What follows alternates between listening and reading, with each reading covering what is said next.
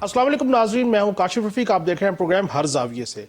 नाज़रीन, आम इंतखाबात में 18 दिन रह गए। इलेक्शन कमीशन की तैयारियां हतमी मराइल में दाखिल हो चुकी और जो सियासी जमातें इनकी तैयारियां भी हतमी मराइल में दाखिल होती हुई नज़र आ रही हैं। आज मुस्लिम लीग नून ने बड़ा स्टेप उठाया। उन्होंने अपने एक पुराने मुस्लिम लीगी रहनुमा सरदार मेहताब अब्बासी को पार्टी रुकनीत ख़त्म कर दी है, उन्हें पार्टी से निकालने का ऐलान कर दिया है। उसका बाकायदा नोटिफिकेशन पार्टी के सेक्रेटरी जनरल एहसन इकबाल ने जारी किया। हमने जब ये इस पर तहकीक की तो मालूम हुआ 2018 से लेकर 2024 तक 3 शोकाज नोटिस पार्टी की जानिब से जारी किए गए सरदार मेहताब अब्बासी को, और उन्होंने किसी एक का भी जवाब नहीं दिया। अब 2024 में उन्होंने आज़ाद इलेक्शन लड़ने का ऐलान किया और फिर चंद रोज कबल उन्होंने खुद अपने आप को दस्तबरदार कर लिया और तहरीक इंसाफ के जो आज़ाद उम्मीदवार वहां से इलेक्शन लड़ रहे हैं उनके साथ उनकी सपोर्ट का ऐलान किया, जिसके बाद पार्टी ने फाइनली उन्हें अपनी जमात से निकाल दिया और उनकी रुकनीत खत्म कर दी। क्या यह फैसला दुरुस्त है? कहीं पुराने मुस्लिम लीगी जो हैं, शायद खाकान अब्बासी, उसके बाद सरदार मेहताब अब्बासी और बाकी जो लोग हैं, ये किसी एक जगह पे इकट्ठे होकर मुस्लिम लीग को नुकसान पहुंचा सकते हैं या नहीं पहुंचा सकते, इस पर भी गुफ्तगू करेंगे। बिलावल भुट्टो जरदारी जो है वो तवातुर से नून लीग को तो हदफ तनकीद बना रहे हैं, लेकिन आज उन्होंने ये भी कहा कि वो वाहिद सियासी जमात के लीडर हैं जो सिर्फ अवाम की तरफ देख रहे हैं, बाकी सियासी जमातें और उनके अकाबरीन किसी और तरफ देख रहे हैं। क्या बिलावल भुट्टो जरदारी का यह दावा दुरुस्त है कि वो सिर्फ अवाम की ही तरफ देख रहे हैं और अवाम की ही हिमायत के मतकाजी हैं, या ये भी सिर्फ आई वॉश है? इसके ऊपर भी हम बात करेंगे। अपने जो पैनलिस्ट हैं उनसे उनकी राय लेंगे। नाज़रीन, सुप्रीम कोर्ट ने अपनी 3 माह की रिपोर्ट जो है आज मीडिया के सामने रखी और 3 माह में 5305 मुकदमात निपटाए गए। अच्छी चीज़ है, अच्छी बात है। और सबसे इंपॉर्टेंट चीज़ कि वो इदारे, वो लोग जो कहते थे कि इंफॉर्मेशन जो है वो देना या किसी सहाफ़ी का, अवाम का, किसी शख्स का इंफॉर्मेशन लेना दुरुस्त अमल नहीं, उनको इस बात की दलील अब साबित हो गई कि सुप्रीम कोर्ट अगर अपनी इंफॉर्मेशन जो है वो मीडिया से शेयर कर रहा है, पब्लिक से शेयर कर रहा है, तो बाकी इदारों को भी ये इंफॉर्मेशन देना होगी, जो कि बुनियादी हक है हर किसी का। जस्टिस काजी फाइज़ ने बड़ी अच्छी बात की। उन्होंने कहा कि सिर्फ एक ही चीज़ माशरे को ऊपर लेके जा सकती है और वो है रोशनी। मायूसी नहीं होनी चाहिए, पॉजिटिविटी होनी चाहिए। रोशनी दिखाएं, लोगों को पॉजिटिविटी दिखाएं, ताकि लोग जो है वो इनकरेज हों और माशरा बेहतरी की तरफ आए। सुप्रीम कोर्ट की 3 माह की कारकर्दगी में क्या दुरुस्त अमल था? और इसके अलावा जो मेन दूसरा इंपॉर्टेंट नुकता आज हमने देखा, जिसका उन्होंने खुद भी तज़किरा किया और हमने भी उसको रिपोर्ट किया, कि लाइव जो है वो केसेस की समाअत हुई, लोगों को अंडरस्टैंडिंग हो कि ऐसा होता था कि कोर्ट के अंदर दलाइल कुछ और होते थे और बाहर मीडिया पे आके गुफ्तगू कुछ और होती थी। हमने देखा कि लाइव जो समाअत हुई उसमें बहुत सारे लोगों को खुद ब खुद क्लियर हो गया कि वकला की तैयारी का लेवल क्या था, केस का नैरेटिव क्या था, दलाइल क्या थे और उसके बाद जो फैसला आया उसके ऊपर क्या था। ये एक अच्छी काविश है या नहीं? इससे माशरे में एक अच्छी हेल्दी डिबेट शुरू होगी या नहीं? इसके ऊपर भी अपने पैनलिस्ट की राय लेंगे। नाज़रीन, इलेक्शन कमीशन का जो अखराजात का तखमीना था उसमें इंक्रीज हो गया है और उसकी वजह सिक्योरिटी की वजूहात है और इलेक्शन कमीशन से मजीद पैसों का तकाजा किया गया है। और हुकूमत पाकिस्तान 12 इलेक्शन कमीशन को सपोर्ट कर रही है, सिक्योरिटी के इदारे सपोर्ट कर रहे हैं, सिक्योरिटी का प्लान हतमी हो चुका है और कवायद और ज़वाबित भी बना दिए गए हैं। पाक फौज के लिए कवायद और ज़वाबित डिफरेंट है और सिविल आर्म्ड फोर्सेस के जो लोग डिप्यूट होंगे, ड्यूटी करेंगे, उनके जो कवायद और ज़वाबित मुख्तलिफ हैं।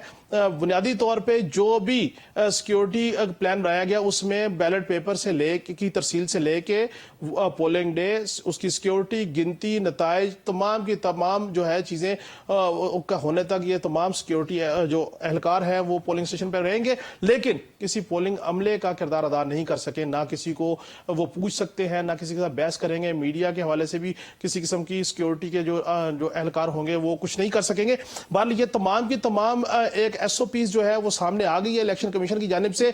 और सबसे इंपॉर्टेंट चीज, एक मखसूस माइंडसेट, हल्का सा कोई मामला होता है, ईरान का हो या कोई और हो, तो ये बात आ जाती है कि शायद इलेक्शन कुछ डिले हो रहे हैं या नहीं हो रहे, इलेक्शन हो रहे हैं या नहीं हो रहे। मैं ये समझता हूं कि इलेक्शन कमीशन की जानिब से तमाम चीज़ें सामने लाना और तवातुर के साथ अपने एक नैरेटिव के ऊपर कंसिस्ट करना, इस बात की दलील है कि इलेक्शन इंशाल्लाह ताला 8 फरवरी को हो रहे हैं और अल्लाह के फजल करम से इलेक्शन जो है वो पुरअमन होंगे, ताकि एक जमहूरी प्रोसेस आगे चले। जिसको भी अवाम मुंतखब करे वो आए, हुकूमत की बागडोर संभाले और अवाम को रिलीफ देने का काम शुरू हो सके। नाज़रीन, इन तमाम मौज़ूआत का अहाता करेंगे हम अपने प्रोग्राम में और प्रोग्राम का बाकायदा आगाज करेंगे। एक ब्रेक के बाद हमारे साथ रहिए।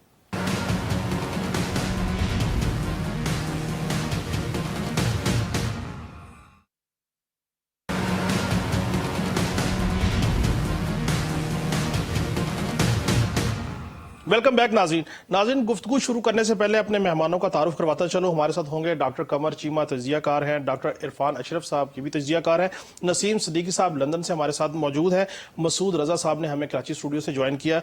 Welcome to all. Qaiser Cheema साहब आपकी डॉक्टर कमर चीमा साहब आपकी तरफ आऊँगा।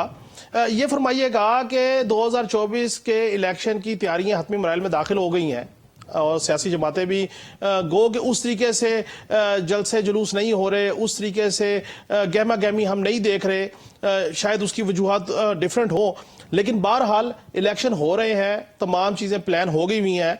और इस पे भी कमेंट कीजिएगा कि सरदार मेहताब अब्बासी साहब को मुस्लिम लीग नून ने आज पार्टी से फारग कर दिया। शाहिद खाकान अब्बासी साहब वैसे घर बैठे हुए हैं, तो ये जो मुस्लिम लीग के पुराने अकाबरीन हैं, ये अगर मुस्लिम लीग नून की सपोर्ट नहीं कर रहे तो आप क्या समझते हैं कि मुस्लिम लीग नून को इलेक्शन में कोई नुकसान भी हो सकता है इनके हलकों से या नहीं?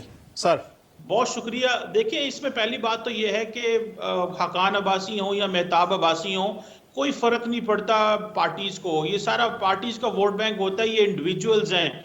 हकान अब्बासी साहब अगर इतने पॉपुलर होते हैं तो शायद वो इलेक्शन लड़ रहे होते हैं, उनको पता है कि मेरा क्या आना है। आप देख रहे हैं चौधरी निसार जिनका बहुत बड़ा नाम था, क्या वो भी इलेक्शन नहीं लड़ रहे। सो इंडिविजुअल्स की मैं नहीं समझता कोई इतनी ज्यादा इनका अपना वोट बैंक है। ये पार्टीज के वोट बैंक के ऊपर ही चल रहे थे और अब वो डरते हैं कि कोई वो इस तरह का इलेक्शन ना लड़े जिसमें अगर वो हारते हैं तो एक इंसल्ट उनकी होती है। एक बात तो ये, सो पार्टीज का होल्ड है इसके ऊपर बहुत ज्यादा। दूसरा जो बात मैं समझता हूं परेशानी वाली और शर्मिंदगी वाली है कि किसी भी सियासी जमात ने अपनी मुहिम तो कर रहे हैं, लेकिन इलेक्शन मैनिफेस्टो ही कोई नहीं है किसी जमात का। पीपल्स पार्टी ने जो है वो जारी किया जी। नहीं नहीं, वो 10 पॉइंट्स का दिया, उसके अलावा कुछ नहीं है। वो 10 पॉइंट्स जारी किए हैं, नून लीग ने भी जारी करना है। मैं समझता हूं इसका मतलब ये है कि उनके लिए अवाम की कोई वैल्यू नहीं है, वो कोई अपना पॉइंट ऑफ एजेंडा नहीं है। हर पार्टी इस वक्त आती है, वो आके हमें बताती है जनाब इतने हम ये नौकरियां देंगे, ये करेंगे। इस वक्त तो मौशी प्लान देने की बात है। इसका मतलब ये है कि अवाम उनको ठीक सवाल ही नहीं कर पा रहे, अवाम का उनके ऊपर कोई प्रेशर नहीं है कि अवाम उनसे पूछे। ना ही वो आपको पता है कि ना टीवी डिबेट्स में आते हैं, ना मीडिया डिबेट्स में आते हैं, वो सिर्फ जलसों में जाते हैं, लोगों को बुला लेते हैं। ये तो सामने लीडर खड़े हों और हम उनसे पूछें कि भाई हमें बताएं आपका मुआशी प्लान क्या है, टेक्नोलॉजी के हवाले से आप क्या है। टीवी पे बैठ के पाकिस्तान का एक मीडिया का पैनल बने और पाकिस्तान की मीडिया इंडस्ट्री को प्रेशराइज करना चाहिए, तमाम सियासी जमातों के लीडरशिप को, कि आप 2-3 राउंड्स किया करें इलेक्शन से पहले। ये क्या बंद कमरों में उठते हैं, हेलीकॉप्टर्स में बैठ के जाके ऐलान कर आते हैं, जो दिल करता है बोलते हैं और फिर अवाम को ये कहते हैं हमारी ऊपर बात हो गई है और हम जो है वो जीत जाएंगे। मैं समझता हूं कि पाकिस्तान पीपल्स पार्टी हो, पीएमएलएन हो, पीटीआई हो, कोई भी सियासी जमात हो, अवाम को कोई बंदा सीरियस नहीं लेता। जिस तरह कॉन्स्टिट्यूशन को मुल्क में सीरियस नहीं लिया जाता, वो समझते हैं इस अवाम को हमने मंशूर दे के क्या करना है। और जो बिलावल साहब कहते हैं कि खलाई मखलूक से जो उम्मीदें लगा के बैठे हुए हैं स्वाय पाकिस्तान पीपल्स पार्टी के, जो है मैं समझता हूँ बिलावल साहब की भी उम्मीदें जो है वो खलाई मखलूक से ही हैं। वो जारी बात है कि शायद उनको वो उतनी उम्मीदें नजर नहीं आ रही, तो वो बाकियों पे इल्जाम लगा रहे हैं और कह रहे हैं कि हमें भी उतनी अहमियत दें। आई विश कि ये जो 2024 का इलेक्शन है, इसके अंदर मुझे लग रहा है कि पॉलिटिकल पार्टीज नॉन सीरियस हैं, ना मंशूर देते हैं, ना अवाम से राब्ता करते हैं। पॉलिटिकल पार्टीज लेट कैंपेन शुरू की है। एक जमात के साथ तो चलो जो हो रहा है, लेकिन बाकी सियासी जमातों ने भी जिस तरह इग्नोर कर रही हैं अवाम के। देखें, हम एक फाइनेंशियल इमरजेंसी में जा रहे हैं, आईएमएफ प्रोग्राम के साथ हैं। मैं समझता हूं कि इनको अवाम को सीरियस लेना चाहिए और अवाम को प्रेशर डालना चाहिए इन पे। जी ठीक। डॉक्टर इरफान अशरफ साहब, चीमा साहब की गुफ्तगू आपने सुनी, बात तो उनकी वैलिड है। ना ये मैनिफेस्टो देते हैं, ना मीडिया को फेस करते हैं, अवाम के बस जम्मे गफीर से गुफ्तगू करते हैं और चले जाते हैं। उनको शायद ये पता है कि हमने असम्बली में पहुंच जाना है, हमें किसी ने क्या पूछना है। क्या कहेंगे सर? चीमा साहब की जो बातचीत है मैं उससे एग्री करता हूं और उन्होंने बड़ा खूबसूरती से सारा जो मंजरनामा वो आपके सामने रख दिया। तो मैं चाहूंगा कि आपकी इजाजत से मैं एक और बड़ी इंपॉर्टेंट न्यूज आपको दूं कि इलेक्शन 8 फरवरी के हवाले से बाकी पार्टियां तो चलो जो कुछ नॉन लीग कर रही है वो भी आपको नजर आ रहा है, जो पीपल्स पार्टी कर रही है वो आपको नजर आ रहा है। पीटीआई का जो प्लान सी है वो उसको एग्जीक्यूट करने की तैयारी कर रहे हैं, जो बहुत खतरनाक है। और मैं समझता हूं कि आपके प्लेटफॉर्म से लोगों को पता चलना चाहिए और बिलखुसूस मैं आपके रेफरेंस आपके तवसत से लॉ जी एनफोर्समेंट प्लीज। एजेंसी को, गवर्नमेंट को ये बताना चाहूंगा कि पीटीआई के कोर कमेटी के एक मेंबर पिछले 3 दिन पहले 4 दिन पहले उन्होंने मुझसे रब्ता किया। उन्होंने ये बताया कि पीटीआई ने एक बहुत डेडली प्लान बना लिया है जो 9 मई से आगे का प्लान है, और उसके लिए बहुत जाली वीडियोस जमा की जा रही हैं।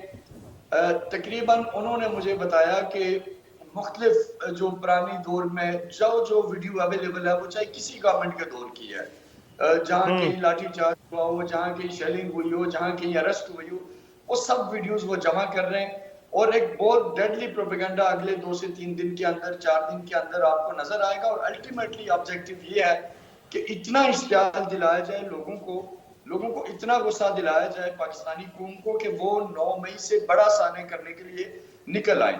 तो मैं ये समझता हूँ कि बाकी कैंपेन सारी अपनी जगह, इलेक्शन के नताइज क्या निकलेंगे वो अपनी जगह, लेकिन मैं आपके तवसत से हुकूमत को, लॉ एनफोर्समेंट एजेंसीज को ये रिक्वेस्ट करूंगा कि जो पीटीआई के टीम के अपने जो मेंबर हैं वो किसी मजबूरी से शायद सामने नहीं आ पा रहे, शायद वो आ भी जाएं या मीडिया के सामने, उनकी ये दरख्वास्त है कि खुदा के लिए पाकिस्तान को बचाएं।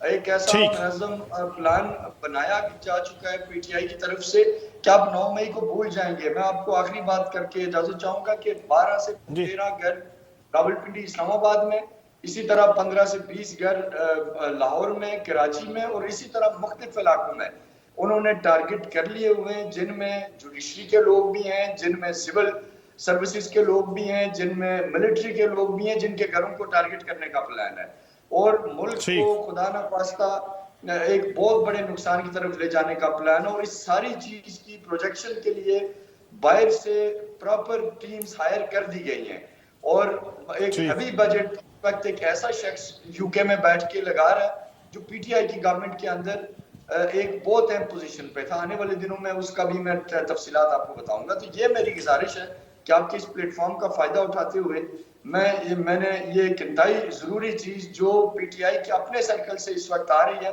एन मुमकिन है वो साहब खुद भी टीवी पे आ जाएं अगले 2-3 दिन में या 4 दिन में, लेकिन उन्हें ये लगता है कि अगर वो इस वक्त इस चीज को खुद सामने आके लीक करेंगे तो उनकी जान को खतरा है। तो बहरहाल मैं एक अमानत के तौर पे मैंने ये आपके प्लेटफॉर्म में ये चीज की है और इसको रोका जाए, ये मेरी हम्बल रिक्वेस्ट है।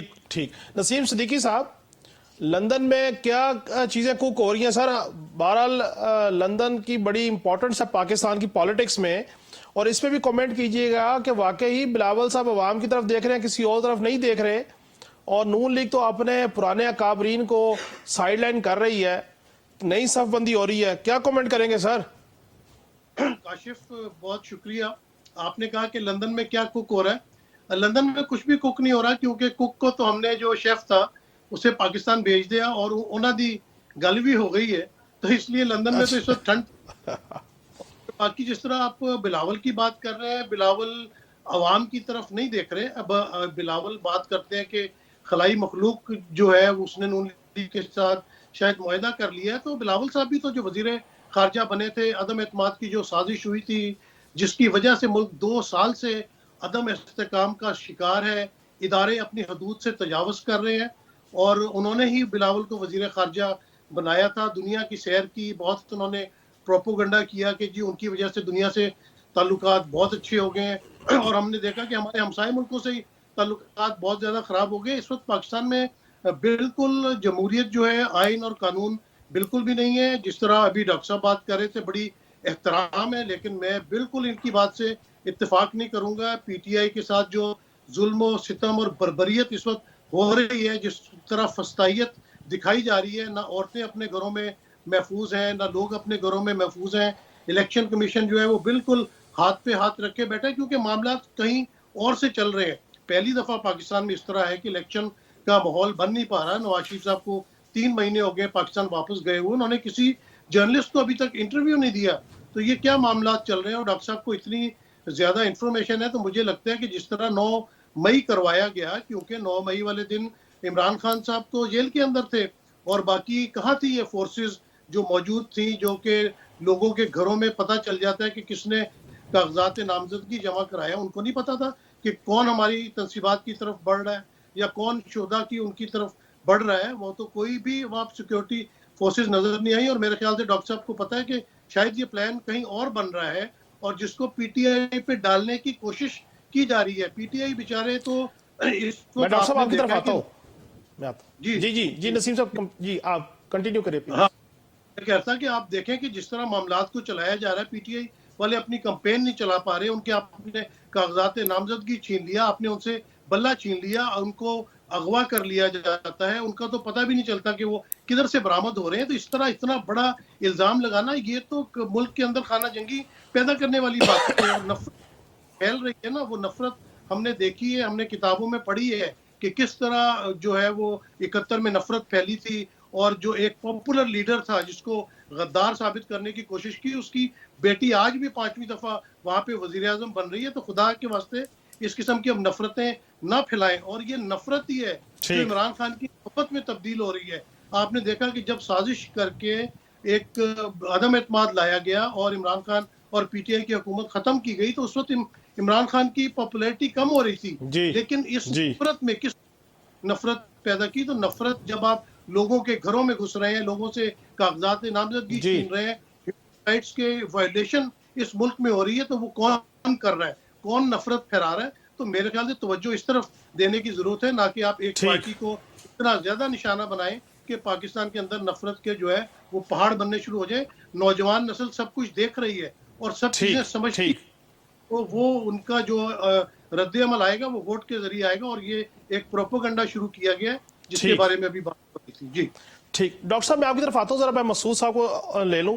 मसूद साहब आप क्या देख रहे हैं सर, नून लीग ने अपने पुराने अकाबरीन को साइडलाइन करना शुरू कर दिया, पार्टी से निकालना शुरू कर दिया। सरदार मेहताब वासी, बिलावल साहब कहते हैं कि मैं सिर्फ अवाम की तरफ देख रहा हूँ। क्या हकीकत है, क्या समझते हैं सर, तैयारियों के हवाले से क्या कहते हैं? बहुत शुक्रिया काशिफ भाई, आपने मौका दिया मुझे।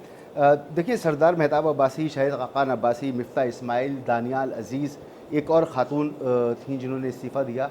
कई लोग हैं जिन्होंने नून लीग को छोड़ दिया एक ऐसे वक्त में जब ये तय है तकरीबन कि ऊपर बात हो गई है। नवाज शरीफ साहब आने से पहले कह चुके हैं कि मैं लिख के देता हूँ कि अगली हुकूमत हमारी है, और आम तासुर यही है कि किंग्स पार्टी है। तो ऐसे मौके पर जब कोई जबर नहीं है, कोई ज़बरदस्ती नहीं है, लोग इस पार्टी को छोड़ रहे हैं। और शाहिद खाकान अब्बासी साहब तो कह रहे हैं कि मैं अपने नज़रिए पे कायम हूँ, और जिस तरह से ये इलेक्शन हो रहे हैं और नून लीग जिस तरह से इलेक्शन में जा रही है, मैं समझता हूँ कि ये इलेक्शन जो है ये मुल्क के लिए अच्छे साबित नहीं होंगे। तो ये आप देखें कि अगर तहरीक इंसाफ से लोग निकल रहे हैं तो एक जबर का माहौल है जिसको हम सब तस्लीम करते हैं, तो वो एक अलग बात है, मगर ये एक अलग बात है। तो नवाज शरीफ साहब की जो तैयारी है, जो जिस तरह से पहला जलसा उन्होंने ओकाड़ा में किया, एक मुख्तसर सी तकरीर की, इलेक्शन के हवाले से कोई बात नहीं की, वो बड़े मुज़महिल कोई से नजर आए। मैनिफेस्टो नहीं दिया, जैसे डॉक्टर कबर चीमा साहब ने कहा, कोई मैनिफेस्टो नहीं है, कोई माशी कुछ प्लान नहीं है साहब। देखिए, इलेक्शन का तो उन्होंने लफ्ज ही नहीं लिया। वो ये बताते रहे कि अगर उनको ना निकाला जाता तो क्या होता, और वो 10 मिनट की तकरीर के बाद बैठ गए। और पहली मरतबा ऐसा हुआ कि उन्होंने पहले तकरीर कर ली और फिर मरियम साहबा के हवाले स्टेज कर दिया। और फिर जब वो बैठे हुए तो बड़े उदास से बैठे हुए मजमे को देख रहे हैं। और फिर उसके बाद अगले जलसे में वो नहीं गए, मरियम साहबा को उन्होंने विदा कर दिया जलसे के लिए, और फिर अगला जलसा मनसूख हो गया। मंशूर की तारीख एक के बाद एक। अब 27 जनवरी को मंशूर आएगा और 8 फरवरी को जनाब इलेक्शन होने जा रहे हैं। तो उस मंशूर को हम कैसे देखेंगे, उस पर क्या बात करेंगे, आवाम कैसे समझेगी? और इतना ज़ख़ीम मंशूर जिसे 40 बंदे बैठ के बना रहे हो, तो वो मंशूर तो जाहिर सी बात है टाइम मांगता है ना। तो ये कुछ बड़ी अजीब कन्फ्यूज सी नज़र आ रही है मुझे इस वक्त नून लीग कि वो आ तो गए हैं, बयानियाँ कोई बना नहीं पा रहे हैं, जलसों में वो रंग नहीं है जो नवाज शरीफ के आने के बाद होना चाहिए था, मान पड़ गए, फीके पड़ गए, और कहीं पर भी कोई हमें ज़बरदस्त किस्म की एक्टिविटी नज़र नहीं आ रही। बिलावल साहब की जहाँ तक बात है, तो आपको याद होगा कि बिलावल साहब ने कहना शुरू किया था कि लेवल प्लेइंग फील्ड नहीं है, लेवल प्लेइंग फील्ड चाहिए। फिर IPP यही बात कर रही थी, फिर नून लीग यही बात कर रही थी। ये वो वक्त था जब ये तमाम जमातें इलेक्टेबल्स मांग रही थी कि ज़्यादा से ज़्यादा इलेक्टेबल्स जिसको मिलेंगे उसके लिए लेवल प्लेइंग फील्ड होगी। तो अब फील्डिंग सेट हो चुकी है, तो अब इसके बाद दूसरी तरफ देखना, किसी मखलूक की तरफ देखना बनता ही नहीं है।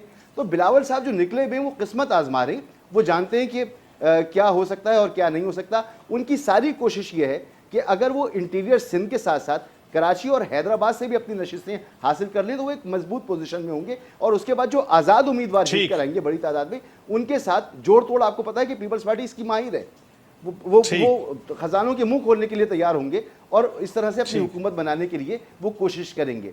तो वो ठीक। अब नहीं देख रहे, पहले जरूर खलाई मखलूक की तरफ देख रहे थे। ठीक, डॉक्टर इरफान अशरफ साहब शॉर्ट सा कमेंट कीजिएगा, फिर मैं ब्रेक पे जाना है मुझे। बस मैं वो हमारे भाई लंदन से बात कर रहे थे, मैं सिर्फ उन्हें ये कहना चाहूंगा कि सर कोई किसी पे इल्जाम नहीं लगा रहा, ये एक हकीकत है। जमान पार्क में आप लोग पुलिस से लड़े, रेंजर से लड़े, पूरी दुनिया ने देखा। आप फख्र से बताते रहे कि हमने उनको पुश बैक कर दिया। फिर जब 9 मई हुआ जी। तो आपके साबिक चेयरमैन और बानी पीटीआई खुद बड़े फखरिया तौर पे कहते रहे कि जी ये मुझे पकड़ने के रद्द अमल में हुआ है। अब आप दोबारा वही करने जा रहे हैं और जस्टिफिकेशन ना दें।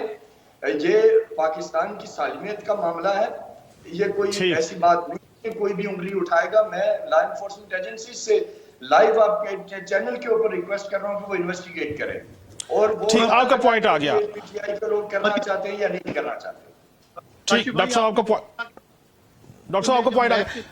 नसीम साहब एक ब्रेक पे जाना है, वापसी आते हैं, इसी सिलसिला शुरू रहेगा गुफ्तगू का।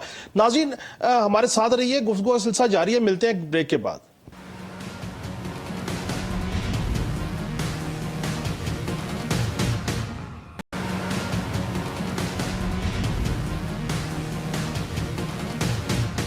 वेलकम बैक नाज़रीन। मसूद साहब, आज चीफ जस्टिस साहब ने बताया कि 3 माह की कारकर्दगी उन्होंने मीडिया के सामने रखी। उन्होंने कहा कि हम खुद अपनी कारकर्दगी अवाम के सामने क्यों ना रखें। ये एक अच्छा इनिशिएटिव है कि इंफॉर्मेशन का फ्लो आएगा, लोगों को आगाही होगी। वैसे तो लोगों को ये भी पता लग गया कि जो लाइव समाअत हो रही है केसेस की, सुप्रीम कोर्ट की 3 माह की कारकर्दगी पे क्या कमेंट करेंगे सर? सर इलेक्शन की तारीख दी सुप्रीम कोर्ट ने, सबसे बड़ा काम तो ये किया। और फिर उसके बाद इलेक्शन जिस तरह के हो रहे हैं उस पर शायद सुप्रीम कोर्ट ने आंखें बंद कर ली। ये गिला सुप्रीम कोर्ट से है। और जिस तरह का फैसला आया ये इंतखाबात के हवाले से, जो बल्ले का मामला था, बल्ला जिस तरह से लिया गया, वो एक सब जानते हैं, सारे एडिटोरियल्स इस पर हैं कि वो एक लेकिन बुरा देखिए फैसला था, एक अच्छा फैसला नहीं था। बल्ले के फैसले पे सुप्रीम कोर्ट ने 1 दिन पूरा दिया, कोई डॉक्यूमेंट नहीं पेश किया, तो उसमें बेचारे सुप्रीम कोर्ट क्या करे? सर जी जस्टिफाइबल तो पोजीशन तो नहीं थी ना, या तो तहरीक इंसाफ के वकला कोई डॉक्यूमेंट एविडेंस पेश कर देते। देखिए एएनपी को लालटेन दी गई, हालांकि उन्होंने इलेक्शन नहीं सर, देखिए एएलपी नहीं, मसूद कथा कलामी माफ, एएनपी को लालटेन इसलिए दी गई कि उनके इलेक्शन 6 माह बाद होना ड्यू हैं। उनके इलेक्शन अभी होना ड्यू नहीं थे, इनके तो इलेक्शन ड्यू थे 20 से, जो नहीं करवाए गए। अगर ड्यू थे तो अभी तो तारीख ही नहीं आई ना तो जुर्माना बनता है, ना कोई सजा बनती है, कुछ नहीं बनता। ठीक भाई, उनके इलेक्शन नहीं हुए थे, उन्होंने इलेक्शन नहीं कराए थे, उनको आपने जुर्माना किया और कहा बाद में। ये भी तो हो सकता था ना जी, आपने इलेक्शन नहीं कराए, आपको एक तारीख देते ही इलेक्शन फौरी तौर पर इलेक्शन के बाद अपनी पार्टी इलेक्शन कराएं और रिपोर्ट सबमिट करें। ये भी हो सकता था। आपका पॉइंट, क्योंकि ये सुप्रीम कोर्ट की जो कारकर्दगी है, अब इसके बाद सुप्रीम कोर्ट को क्या ये नजर नहीं आ रहा कि कैसे छीना झपटी हो रही है, किस तरह से। देखिए इस वक्त मैं कोशिश कर रहा हूं कि यूट्यूब और ट्विटर वगैरह को एक्सेस कर सकूं, मैं नहीं कर पा रहा। क्यों नहीं कर पा रहा? क्योंकि एक जमात जो है वर्चुअल जलसा करने का उसने ऐलान किया हुआ था। तो ये सब कुछ सुप्रीम कोर्ट को जो नजर नहीं आ रहा, तो इसके बाद सुप्रीम कोर्ट कितनी भी ट्रांसपेरेंसी की बात करे, जो भी बात करे, मेरे ख्याल में लोगों के दिल में घर करना मुश्किल हो जाएगा। ये लेगेसी है जो अब कायम कर ली है जनाब चीफ जस्टिस साहब ने।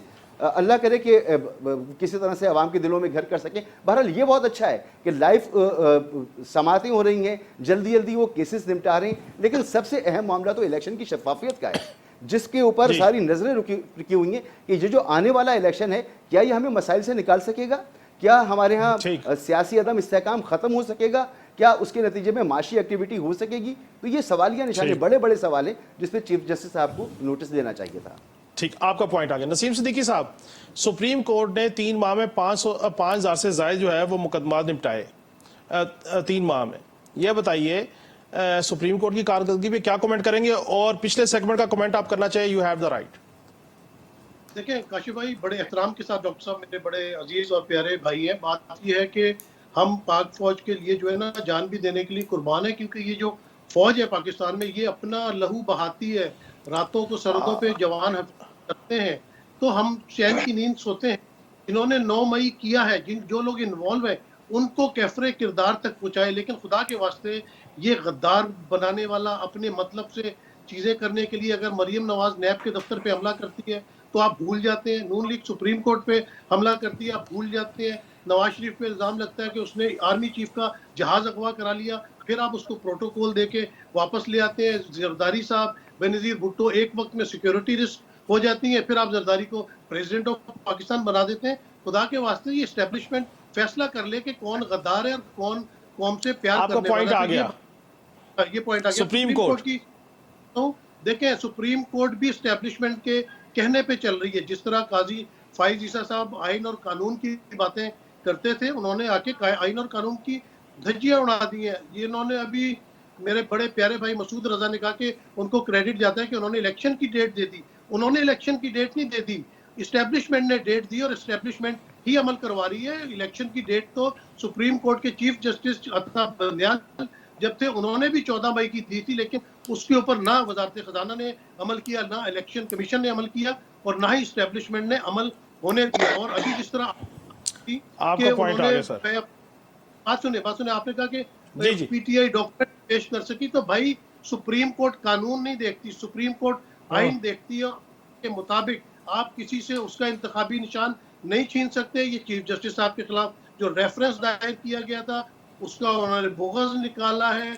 उन्होंने पीटीआई के वकला के साथ इस तरह बहस की कि इलेक्शन कमीशन के वकील को तो बहस ही नहीं करनी पड़ी। तो ये जो टीवी पे आप दिखा रहे थे, सारी दुनिया ने देखा है। और जिस तरह इलेक्शन का माहौल बन रहा है या इलेक्शन होने जा रहे हैं, इससे कोई आपका सियासी अदम इस्तेकाम या मुआशी अदम इस्तेकाम इसलिए दुरुस्त नहीं होगा कि आप पाकिस्तान के सबसे पॉपुलर लीडर, सबसे पॉपुलर पार्टी को आप हिस्सा नहीं लेने दे रहे। आप तो 71 वाली तारीख दोहरा रहे हैं।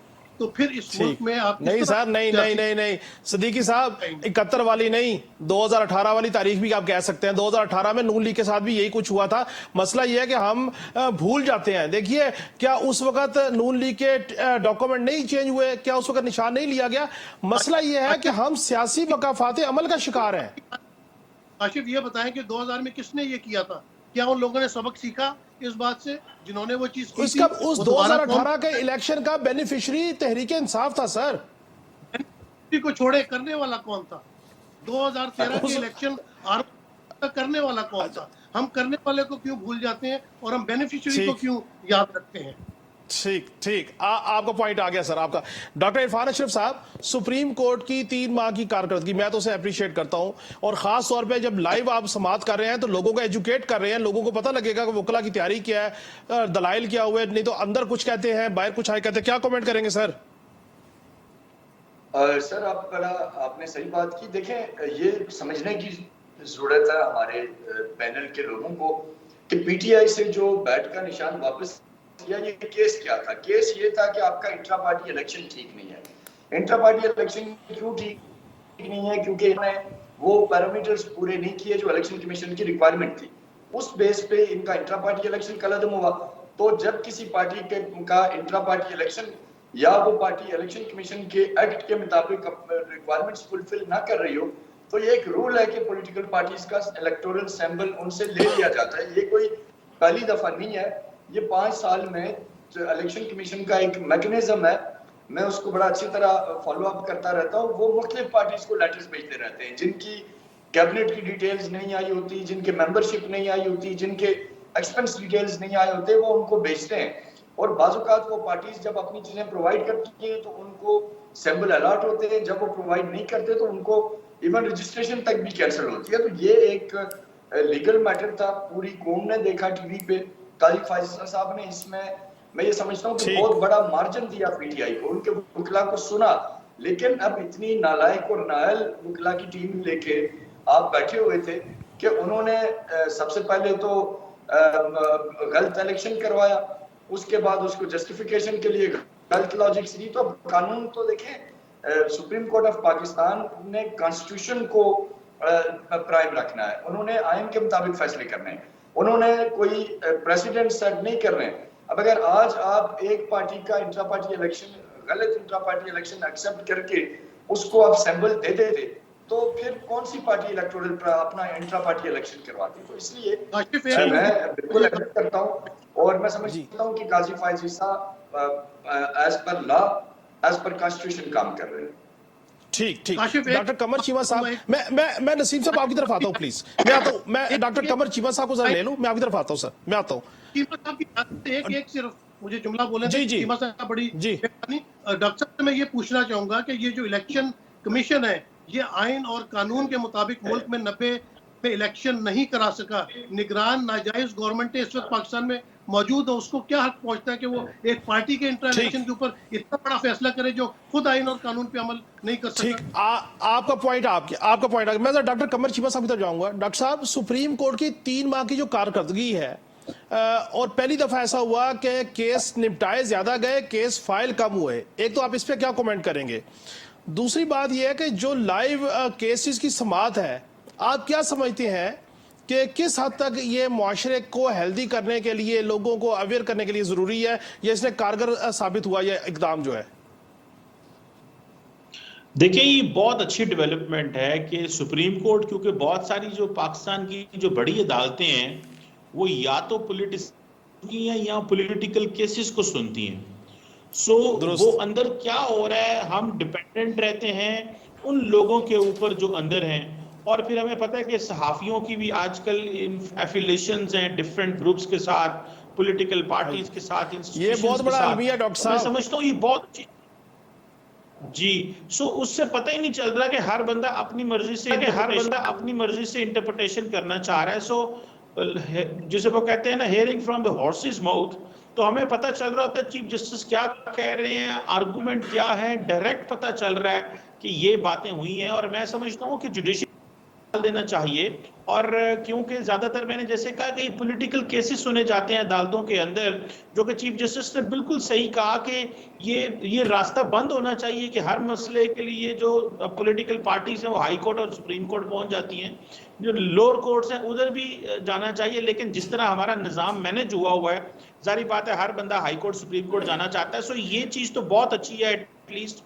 और क्योंकि चीफ जस्टिस साहब ने ये कहा है, उनके पास जितना टाइम है कि वो जल्दी जल्दी केसेस सुनना चाहते हैं, मैं समझता हूं, और रिजॉल्व करना चाहते हैं। ये एक मोमेंटम है जो आइंदा आने वाले जो जजेस चीफ जस्टिस होंगे उसको बिल्ड करें, ताकि ये जो बैकलॉग होता है सुप्रीम कोर्ट में, उसको जब खत्म होगा तो then high courts and lower courts भी उसको जारी बात फॉलो करेंगी। लेकिन मैं समझता हूं कि जो चीज होनी चाहिए वो हमारी सुप्रीम कोर्ट को कम से कम पोलिटिसाइज होना चाहिए। और जिस तरह माजी के चीफ जस्टिस साहिबान पोलिटिसाइज करके चले गए हैं, अभी भी जारी बात है कि आप एक पॉलिटिकल पार्टी को फेवर जाती है तो वो आपके हक में और बाकी आपके खिलाफ, सुप्रीम कोर्ट के खिलाफ हो जाती हैं। अभी जारी बात है जिस तरह पाकिस्तान तहरीक इंसाफ जो कि कोई डॉक्यूमेंट पेश नहीं कर सकी, जिस तरह आप भी कह रहे थे, और उनसे सिंबल ले लिया गया, टेक्निकली एंड लीगली बिल्कुल ठीक था, लेकिन हमारी अवाम का एक बहुत हिस्सा कह रहा था कि सुप्रीम कोर्ट जो है वो पॉलिटिकल फैसला करे या इस तरह का फैसला करे जो लार्जर जो अवाम को पसंद आए या फंडामेंटल राइट्स एंगल से फैसला करे। तो मैं समझता हूं कि ये चीजें भी आहिस्ता आहिस्ता खत्म होनी चाहिए। और जो प्रेशर हम डालते हैं सुप्रीम कोर्ट को राइट एंड रॉन्ग, और अभी से मैं देख रहा था बहुत सारे जो हमारे सहाफी हैं उन्होंने अभी से फैसले करने शुरू कर दिए हैं कि काजी फाइज ईसा की क्या लेगेसी होगी, क्या नहीं होगा।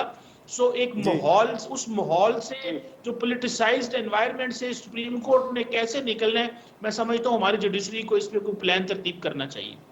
ठीक हो गया। मसूद रजा साहब, आप कुछ कहना चाह रहे थे? जी, मैं अर्ज ये करना चाह रहा हूँ कि ये एक बुरा फैसला था। ये सिर्फ मैं नहीं कह रहा, बल्कि इस फैसले के बाद मुल्क के तमाम ही अखबार के आप इदारिये उठा के देख लें, बैरून मुल्क तमाम ही जो खबरें इस पर लिखी गई या इदारिये लिखे गए, सबको उठा के देख लीजिए। सब ने कहा कि ये एक बुरा फैसला था। तो इसमें किसी डिवीज़न का मामला नहीं है। आप खुद बता दीजिए कोई किसी एक इदारे ने एक इदारिया लिखा हो कि बड़ा अच्छा फैसला था, ऐसा नहीं हुआ। तो ये किसी डिवीज़न की बात नहीं है, ये एक रोज़े रोशन की तरह खुली हकीकत है कि ये अच्छा फैसला नहीं था और तारीख में इसे अच्छी तरह याद नहीं रखा जाएगा। ठीक, और आपको पॉइंट आ गया। दूसरी बात सर, 2018 में जो बात की गई, 2018 में नून लीग ने भरपूर तरीके से इलेक्शन लड़ा था।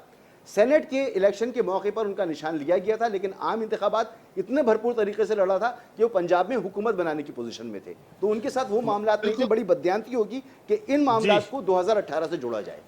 मैं सिर्फ एक चीज मसूद भाई कोट करना चाहता हूं कि नून लीग के लोगों के पास टिकटें मौजूद थी, लेकिन रात को नून लीग के उम्मीदवार थे, सुबह वो तहरीक इंसाफ के उम्मीदवार थे। ऐसे 20 उम्मीदवारों को हमने खुद रिपोर्ट किया। बहरहाल आपका नुक्ता नजर सामने आ गया।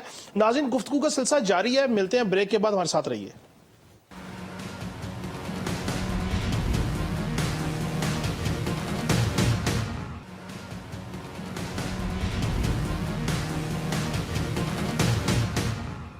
वेलकम बैक नाजरीन। डॉक्टर कमर चीमा साहब, इलेक्शन के तखमीने में इजाफा हो गया और उसकी वजूहत सिक्योरिटी भी हैं और दीगर मामलात भी हैं, लेकिन बहरहाल सिक्योरिटी का प्लान भी हतमी तरतीब दे दिया गया है, ज़ाब्ता अखलाक भी जारी कर दिया गया। जो फंड था वो तजावुज़ कर गया, अल्टीमेटली निगरान हुकूमत उसको देगी।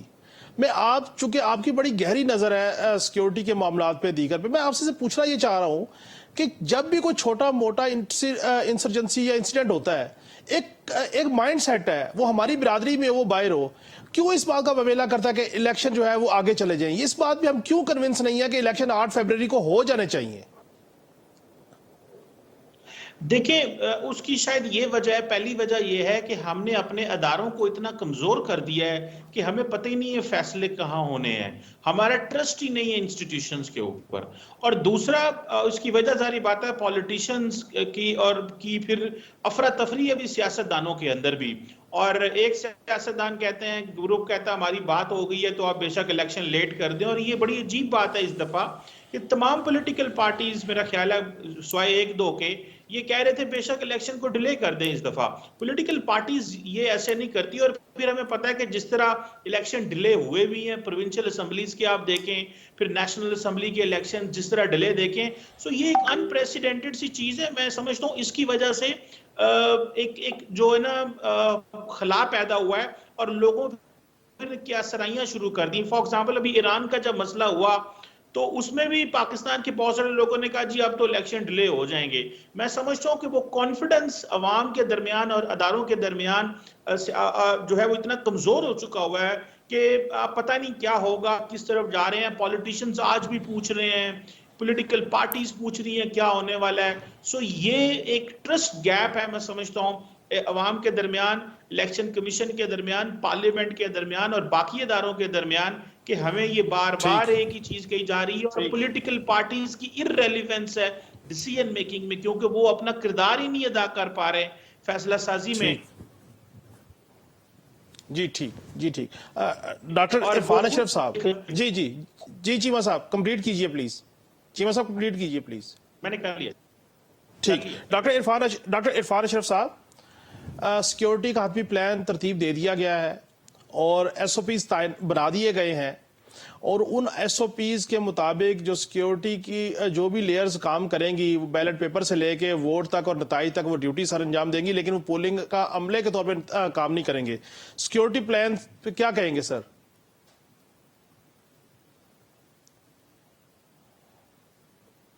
सामने आया इलेक्शन कमीशन का और बाकी जो इदारों की जो कोऑर्डिनेशन है वो तो बेहतर है।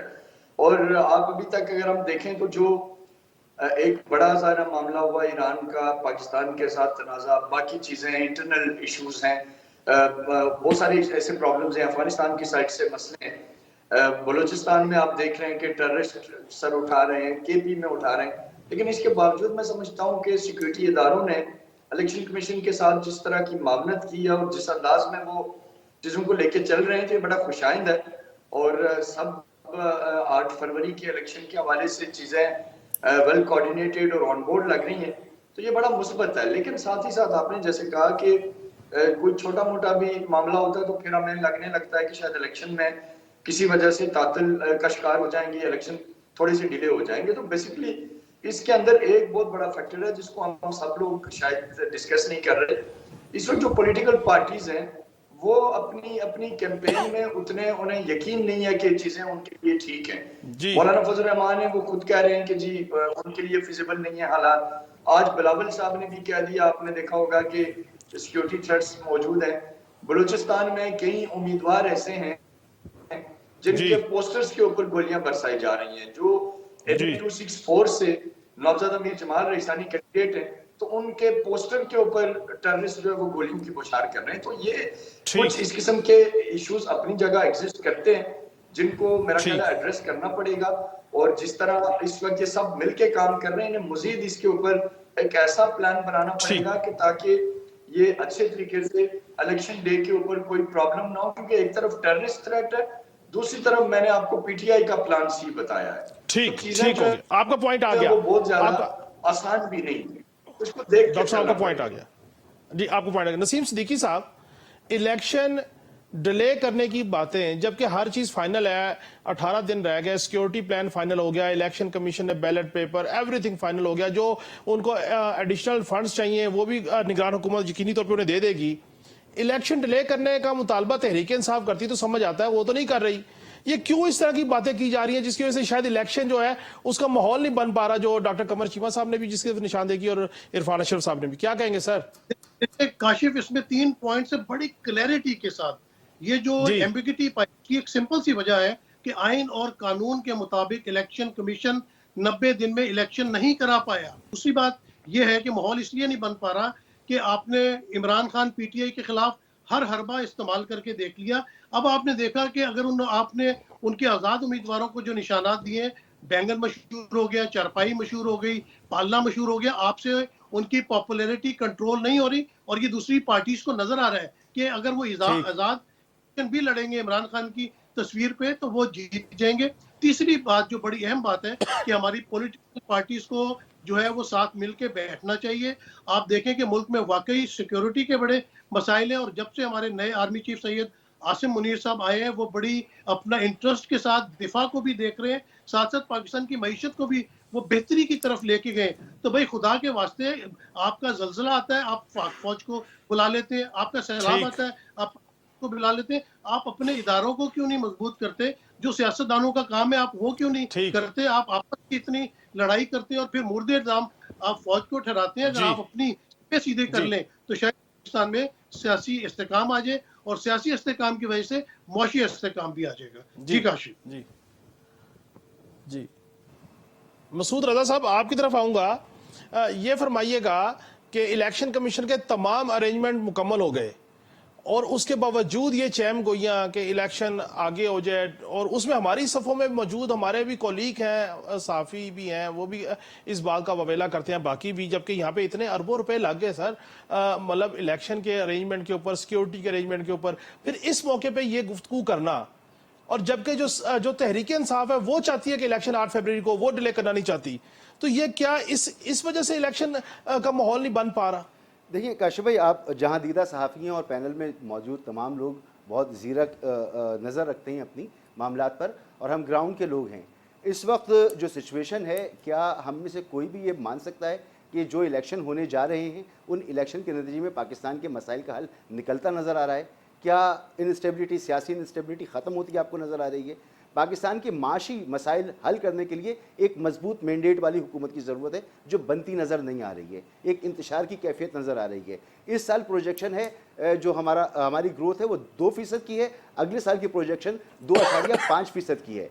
तो ऐसी सूरत हाल में हमारे पास नौकरियां नहीं होंगी, हमारे पास महंगाई बढ़ेगी, हमारे मसाइल बहुत टाइट होंगे, IMF के एक और प्रोग्राम में हमें जाना होगा। और ऐसी सूरत में अगर अवाम ये सोचेंगे कि जो हुकूमत आई है वो लाई गई है, हमारे वोटों से नहीं आई है, तो वो उस सख्ती को बर्दाश्त नहीं करेंगे। इससे मुल्क में मज़ीद बेचैनी फैलेगी। तो ये एक सोच मौजूद है। मैं तो चाहता हूँ इलेक्शन वक्त पर हो, मुनसिफाना हो और आज़ादाना इंतखाबात हों, सबको खुली आज़ादी होनी चाहिए। जिसने जो जुर्म किया है, अगर उसका जुर्म साबित होता है तो बेशक आप उसे लटका दीजिए, जो सज़ा बनती है वो सज़ा दीजिए, लेकिन ऐसा इलेक्शन कराइए जिस पर कौम को एतबार हो, एतमाद हो और पाकिस्तान के मसाइल का उससे हल निकल रहा हो। नहीं निकलता जिन लोगों को नज़र आ रहा, वो ये चाहते हैं कि इलेक्शन डिले हो जाएँ, कुछ आगे चले जाएँ, मामलात इस तरह के हों कि इलेक्शन भी शफाफ हो और सियासी इंतशार भी ना हो, माशी मामलात भी ठीक हों। कुछ लोग बाजिद हैं कि नहीं, इलेक्शन जैसे भी हैं वो हो जाएं। देखिए एक इलेक्शन कराया गया था और पाकिस्तान 2 लाख हो गया था, जिसका जिक्र करते हैं। मैं उन तलखियों में नहीं जाना चाहता, लेकिन हमें अपने दिल से पूछना चाहिए कि क्या इस तरह के इलेक्शन पाकिस्तान के मसाइल का हल हैं या नहीं। अगर नहीं है तो फिर हमें आगे बढ़ना चाहिए और इलेक्शन को मौखर करके अच्छे माहौल में अच्छे इलेक्शन कराने चाहिए। ठीक हो गया, आपका नुक्ता नजर आ गया। बहुत बहुत शुक्रिया डॉक्टर कमर चीमा साहब, डॉक्टर इरफान अशरफ साहब, नसीम सिद्दीकी साहब और मसूद रजा साहब। नाज़रीन, आपने हमारे पैनलिस्ट की गुफ्तगू सुनी। हमने कोशिश की कि इलेक्शन की जो सूरत हाल है, उसके जो मसाइल हैं, उसके बाद की जो चीज़ें हैं, उसके ऊपर गुफ्तगू आपके सामने रखें। नाज़रीन, कल फिर मुलाकात होगी। अल्लाह हाफिज़।